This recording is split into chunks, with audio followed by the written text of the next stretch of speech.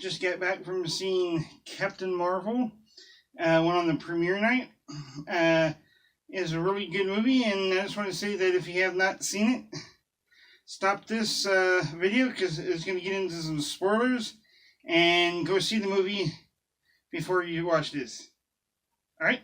So, this is a really good movie. I kind of rank this one up there with Wonder Woman.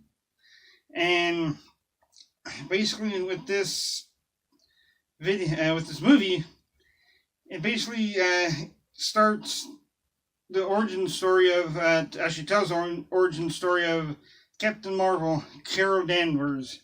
And this is actually, basically tells the story of the Skrulls and the Kree War. They're fighting, and come to find out, because they're all fighting at the beginning of the movie, and they actually the Skrulls set up the Kree for an ambush, and they actually capture Captain Marvel, Carol Danvers, and come to find out, like, she is really not a Kree at all. She's a human that was found by the Kree, and she was basically, they were trying to get her memories because they were trying to find the location of this scientist lady, Dr. Jensen, I think her name was, or Dr. Larson, whatever. And because she had a light speed ship that they needed to find. And Captain Marvel, Carol Danvers, she kept having all these memories that they're trying to get from her to find out where, and she kept remembering all this past life that she knew nothing about. And then finally, when she escapes, they finally she comes crash lands on Earth, and she goes through the Blockbuster video building. And then she gets a payphone and, messes with it to call Jude Law's character to come find her. And the Kree searchers, not searcher, but accusers, Ronan, he's in it for a few scenes. And, they might have to come help. And then that's when he goes where she goes and ends up meeting Nick Fury and Agent Coulson, and they're both agents at the time of S.H.I.E.L.D. And so she ends up getting Fury to go help her find missing information on that lady that they're trying to find. And come to find out that she was a pilot in the Air Force and crash landed and crashed this experimental plane that they're working on. Was the ship with the what should we call it, the that special spaceship that they're looking for, and light speed ship. And come to find out that she was actually Carol Danvers, and they were a pilot when they crash landed as a light speed ship, that they actually knew each other. And then when they went and found out her old friend that she used to be in the Air Force with, the Skrulls found her and showed her this black box, and they actually downloaded it onto the computer. And then come to find out that the Skrulls didn't start the war, or they're fighting that the Kree are actually trying to kill the they're trying to kill the Skrulls, because the Skrulls were trying to find the ship, the light speed ship, to get home, and that the Kree were actually holding them hostage and trying to kill them. And come to find out that the other pilot that they're looking for, the doctor, she was actually a Kree called Mar-Vell. And then, so they, and what happened was that Jude Law's character, found it was after him, and when they crash landed, she actually, Carol Danvers, blew up the ship and shot the drive in it and absorbed all the energy, and that's how she got her powers. And then they turned her into a Kree, and then so they're trying to find that ship. And so she recruits her friend, and they actually go up and trying to find it, and trying to find the drive to the ship for the light speed drive. And so they finally found it in a ship orbiting the Earth that was in a cloak. And come to find out that the drive that was the core that was driving the ship was actually the Tesseract. So this is, the second movie that the Tesseract showed up in, and kind of supposed to predate, Loki finding it in the Avengers movie. And then, so Nick Fury, he finds this little cat on the ship, and the Skrulls, they're all scared of it. And he's always a harmless cat, and come to find out that the cat is actually an alien cat. And so, all this big fighting goes over, and they have find out that the Skrulls are hiding up on that ship. And the guy that helped them find it, his family's on there. And apparently there's thousands of other Skrulls out there that are being captive and need homes.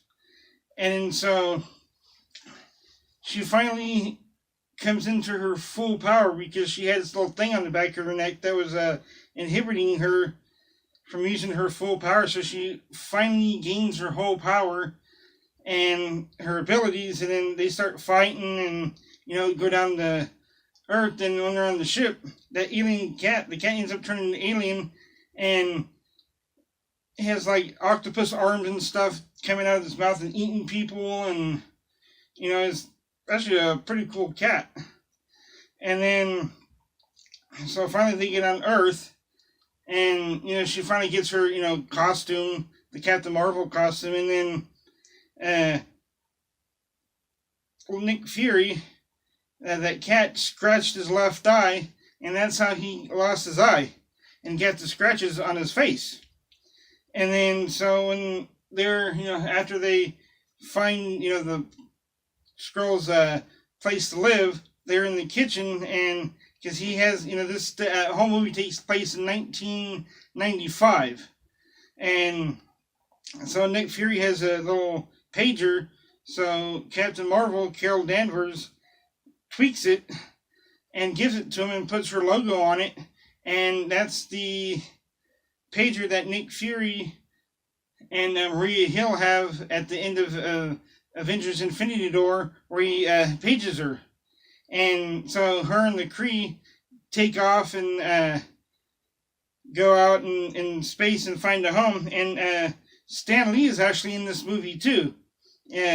When Carol Danvers crash lands on Earth, she's fighting this old lady, the one on the bus, and Stan Lee's on there reading a paper or magazine or something, or a script to a movie or something. So he's in it. I think this might be one of the last few movies that he has had a cameo, and the last one was Venom, and then Captain Marvel, and then so maybe next movie might have Avengers Endgame, and that might be definitely the last one he'll be in, because he died in November of 2018, and then so she finally wins, and the Kree go home, find a new house, a new home, and then at the end of the movie there's two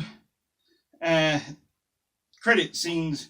The post credit scene, the first one is it's actually I think it's a clip of Avengers in Endgame, and Captain America and the Black Widow are sitting there, I guess, at the Avengers headquarters, and looking through all the people that vanished and talking about how bad it was. That's a nightmare.